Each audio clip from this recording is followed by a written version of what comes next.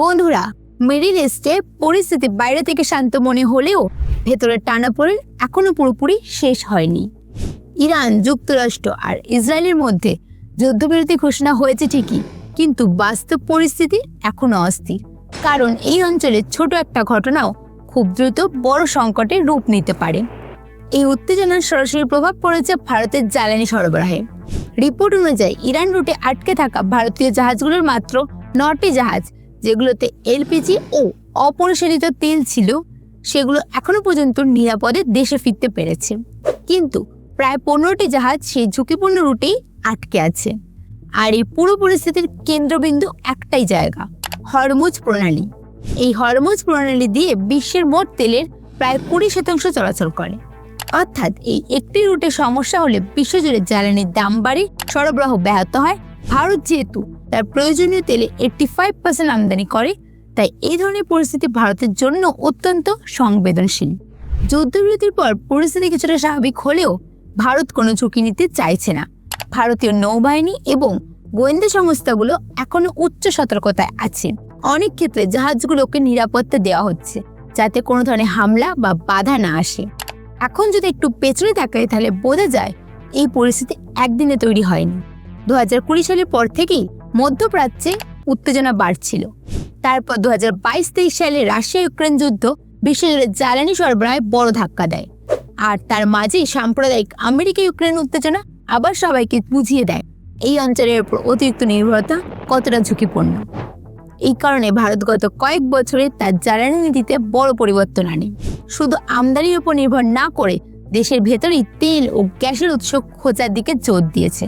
আর এই প্রচেষ্টাই সব থেকে বড় উদাহরণ হলো ওড়িশার উপকূলে থাকা মহানদী বেসিন। বঙ্গোপসাগরের নিচে থাকা এই এলাকা প্রযুক্তিগত দিক থেকে অত্যন্ত চ্যালেঞ্জিং। এখানে যে গ্যাসের সন্ধান পাওয়া গেছে তা অতি গভীর সমুদ্র অঞ্চলে 2000 মিটারও বেশি গভীরতায়। এত গভীরে গিয়ে গ্যাস উত্তোলন করতে অত্যাধুনিক প্রযুক্তি দরকার, যেমন সমুদ্রতলের যন্ত্রপাতি, দূরনিয়ন্ত্রিত যন্ত্র, উচ্চচাপ সহনশীল ট্রেনিং ব্যবস্থা ইত্যাদি। এই ধরনের প্রকল্পে বিপুল বিনিয়োগ লাগে এবং সম্পূর্ণ হতে 5 থেকে 7 বছর পর্যন্ত সময় লাগতে পারে। কিন্তু একবার উৎপাদন শুরু হলে দীর্ঘ সময় ধরে বড় সুবিধা পাওয়া যায়। এই আবিষ্কার হয়েছে ওপেন অ্যাক্রেজ লাইসেন্স পলিসির মাধ্যমে। এই নীতির মাধ্যমে সরকার দেশীয় ও বিদেশি সংস্থাগুলোকে অনুসন্ধানের সুযোগ দিয়েছে। বিশেষজ্ঞদের মতে মহানদী বেসিনে কয়েক ট্রিলিয়ন ঘনফুট গ্যাসের সম্ভাবনা রয়েছে। যদি এই অনুমান সত্যি হয়, তাহলে ভারতের জ্বালানি খাতে বড় পরিবর্তন আনতে পারে। এখন দেখা যাক এর সরাসরি প্রভাব কোথায় পড়বে। প্রথমত, ওড়িশার পারাদ্বীপ এবং ধামরা বন্দর, এই দুই এলাকা পূর্ব ভারতের জ্বালানি কেন্দ্র হিসাবে গড়ে উঠতে পারে। এখানে ইতিমধ্যে রিফাইনারি, এলএনজি টার্মিনাল এবং পাইপলাইন ব্যবস্থা তৈরি হয়েছে।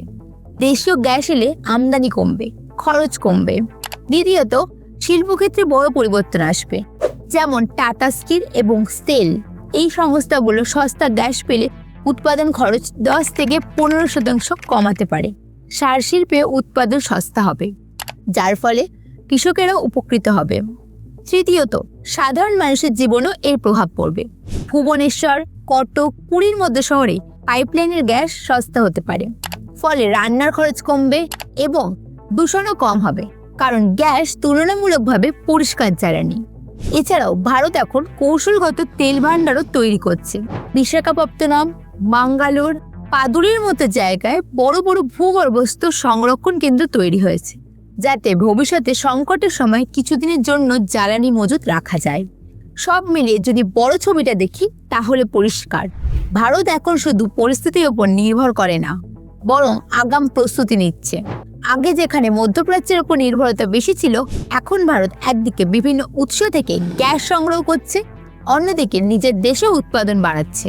কারণ জ্বালানি নিরাপত্তা শুধু অর্থনীতির বিষয় নয়, একটি দেশের নিরাপত্তা, উন্নয়ন এবং ভবিষ্যতের সাথে জড়িত।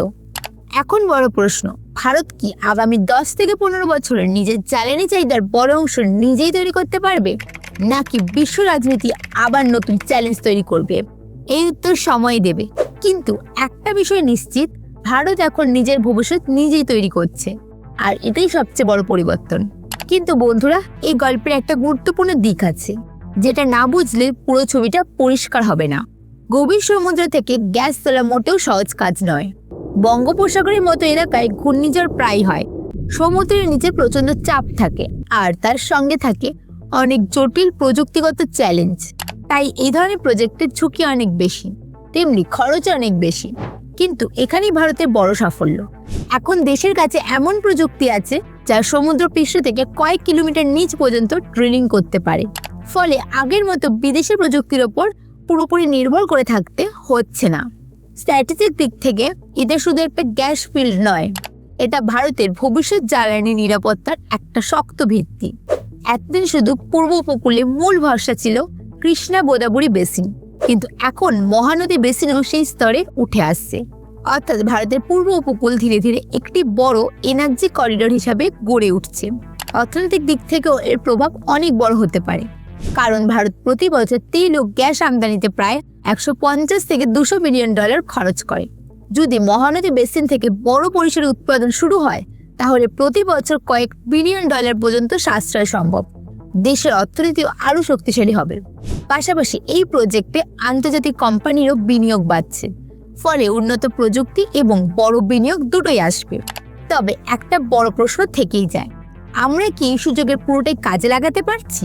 আরেকটা বিষয় হলো, আজ গ্যাসের খোঁজ পাওয়া মানে কাল থেকেই উৎপাদন শুরু হয়ে যাবে এমনটা নয়। গভীর সমুদ্র থেকে গ্যাস তুলতে সাধারণত কয়েক বছর সময় লাগে, তাই ততদিন পর্যন্ত ভারতের আমদানির উপর নির্ভরতাই থাকবে। তাই এখনো পর্যন্ত ভারত তার গুরুত্বপূর্ণ জ্বালানি অংশীদারদের সঙ্গে সম্পর্ক মজবুত রাখছে। সম্প্রতি ভারতের জ্বালানি মন্ত্রী হরদীপ সিং পুরী কাতার সফরে গিয়ে কাতারের কাছ থেকে আশ্বাস পেয়েছেন যে বর্তমান উত্তেজনার মধ্যেও ভারতের গ্যাস সরবরাহে কোনো বাধা আসবে না। সংখ্যার দিক থেকে ভারত বছরে প্রায় 50 থেকে 55 বিলিয়ন ঘনমিটার গ্যাস ব্যবহার করে, যার মধ্যে 50% বেশি আমদানি করা হয়। এর মধ্যে সবচেয়ে বড় অংশ আসে কাতার থেকে। এছাড়া যুক্তরাষ্ট্র, অস্ট্রেলিয়া, রাশিয়া এবং সংযুক্ত আরব আমিরাত থেকেও গ্যাস আমদানি করা হয়। দেশের ভেতরে বড় উৎপাদন আসে ওএনজিসি এবং রিলায়েন্স ইন্ডাস্ট্রিজ থেকে, কিন্তু তারা মোট চাহিদা প্রায় অর্ধেক পূরণ করতে পারে। সব মিলিয়ে ভারত এখন একসাথে দুটো দিকে এগোচ্ছে, একদিকে নিজের উৎপাদন বাড়ানো, অন্যদিকে আমদানির পথকে নিরাপদ রাখা। এখন একটা দেখার বিষয়, মহানদী বেসিন কি সত্যি ভারতের বড় পরিবর্তন আনতে পারবে, যেটা ভবিষ্যতে দেশকে আরো শক্তিশালী করে তুলবে? এই বিষয়ে আপনাদের মতামত কমেন্টে জানতে ভুলবেন না।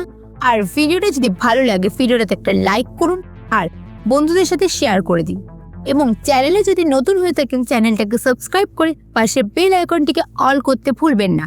দেখা হবে পরের ভিডিওতে। জয় হিন্দ, জয় ভারত।